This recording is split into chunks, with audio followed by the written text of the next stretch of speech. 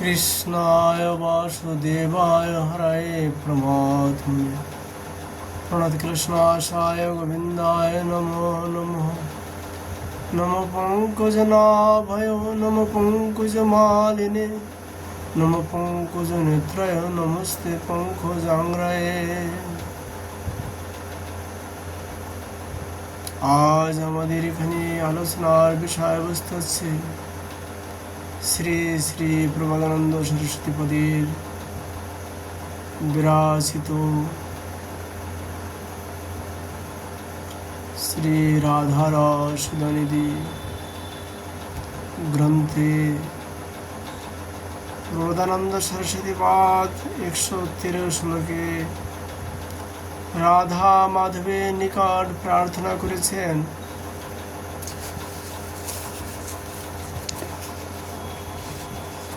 বিচিত্র বর ভূষণ উজ্জ্বল দুকুল সৎ কুঞ্চকই সখীভীরীতি ভূষিতা তিলাকুং গন্ধমাল্যরূপ স্বয়ঞ্চ সকল কলাসু কুশলীকৃতা ন কদা সুরাস মধুরোৎসবে কিমপি বিষয়ে স্বামিনী।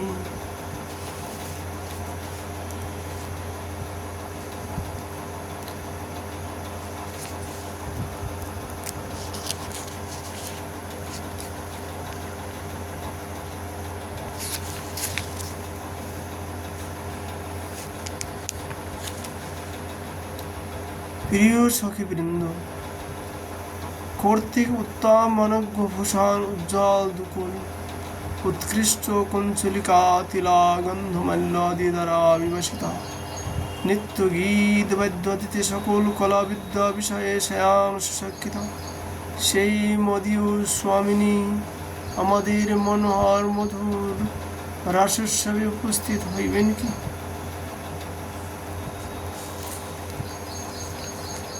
শ্রীপাদ তার এই গ্রন্থে 14 শ্লোকে আবার প্রার্থনা করলেন, কদা সুমনি কিঙ্কিনী বলয় নূপুর প্রফুল্ল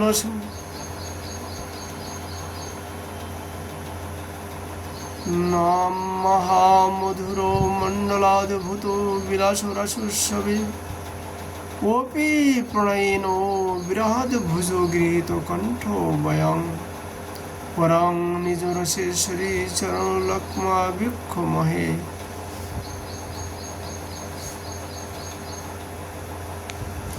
অনুপম রত্নজটিত কিঙ্কিনী বলয় নূপুর রচিত মহামধুর মণ্ডলে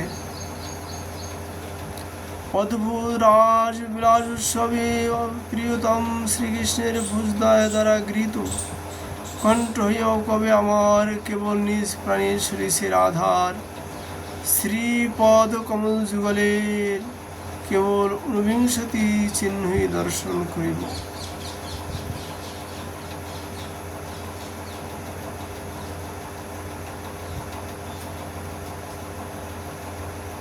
শ্রীকৃষ্ণ রাধাজির বাম চরণে 11 চিহ্ন 11 চিহ্ন আর বাম ডান চরণে 8 চিহ্ন। 11 চিহ্ন হচ্ছে জপ চক্র ছত্র ঊর্ধ্বরেখা পদ্ম পতাকা অঙ্কুশ পুষ্প বলয় বল্লী অর্ধচন্দ্র। এ হয়েছে তার বাম চরণে। দক্ষিণ চরণে ডান চরণে রয়েছে জপ না শঙ্খ পর্বত বেদী কুণ্ডল গদা রস শক্তি মৎস্য। এই শ্রীমতীর চরণে 49 চিহ্ন বিরাজমান। তাই শ্রীপাদ বললেন, এই 49 চিহ্ন আমার নিরন্তর ধ্যান মগ্ন হোক।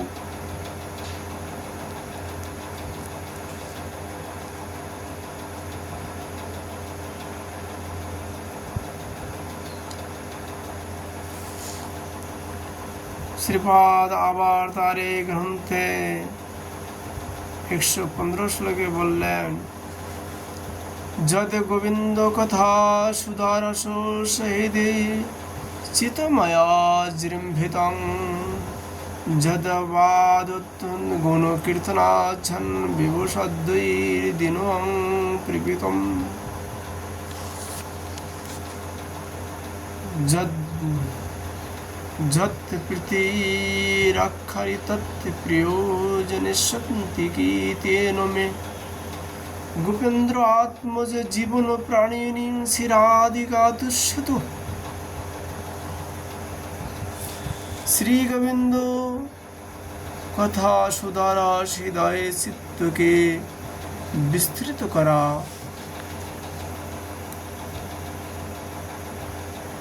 হইয়াছে।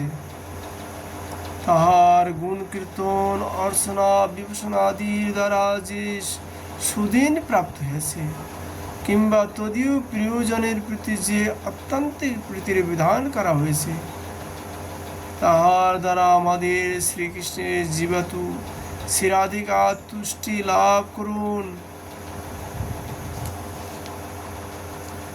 শ্রীপাদ তার এই গ্রন্থে 116 শ্লোকে আবার প্রার্থনা করলেন,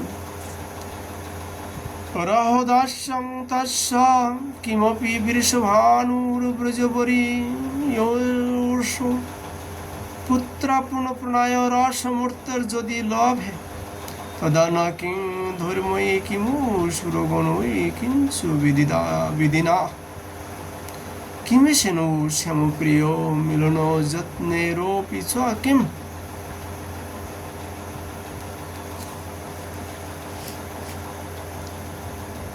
যদি আমি বৃন্দারণ্যে পূর্ণ প্রণয় রসমূর্তি বৃষভানু পুত্রে কিঙ্করিত্ব লাভ করিতে পারি, তাহা হইলে ধর্ম, দেবত্ব, ঈশ্বরত্ব, কৃষ্ণ ভক্ত জনের চেষ্টা প্রভৃতি কিছুই প্রয়োজন নেই।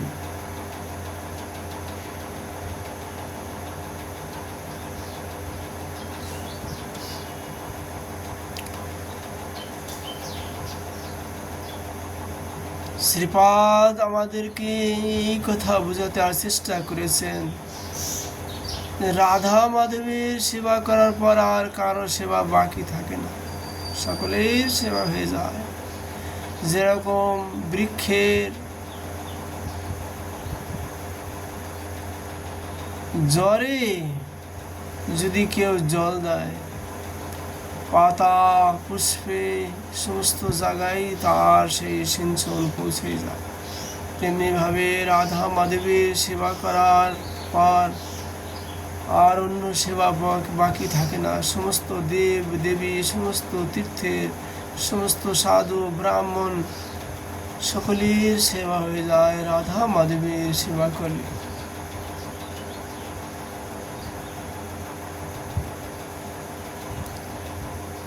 শ্রীপাদ তার এই গ্রন্থে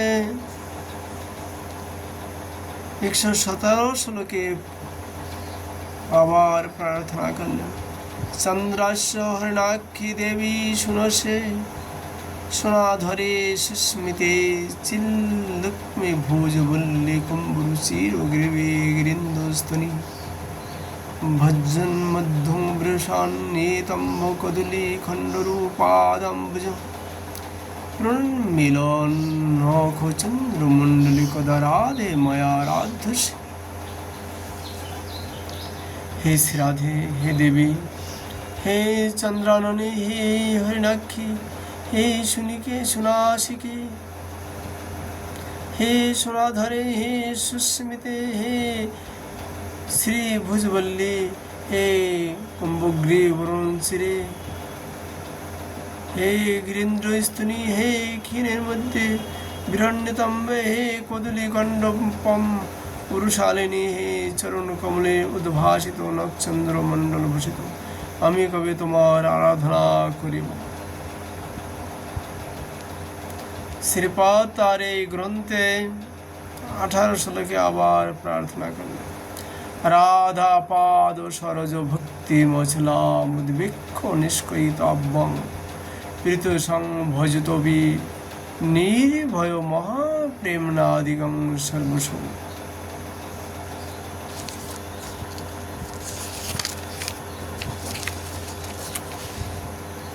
আলিঙ্গোত্থত চুম্বতী সবদনাত্তাম্বুলমস্য অর্পয়েৎ কণ্ঠে সাং বনমালিকামপি মমো নশেত কদা মোহন।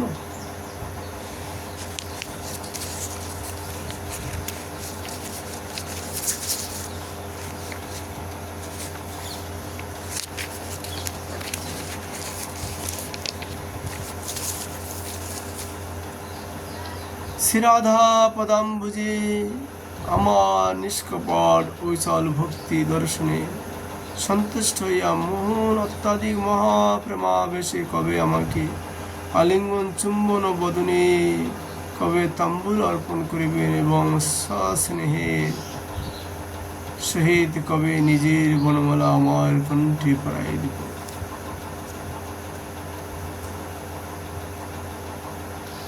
শ্রীপাদ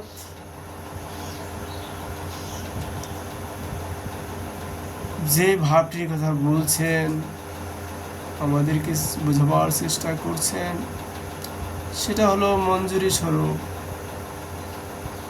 এই ব্রজে পুরুষ কেবল শ্রীকৃষ্ণ और सब प्रकृति, मतलब যাকে দাসী বলা হয়,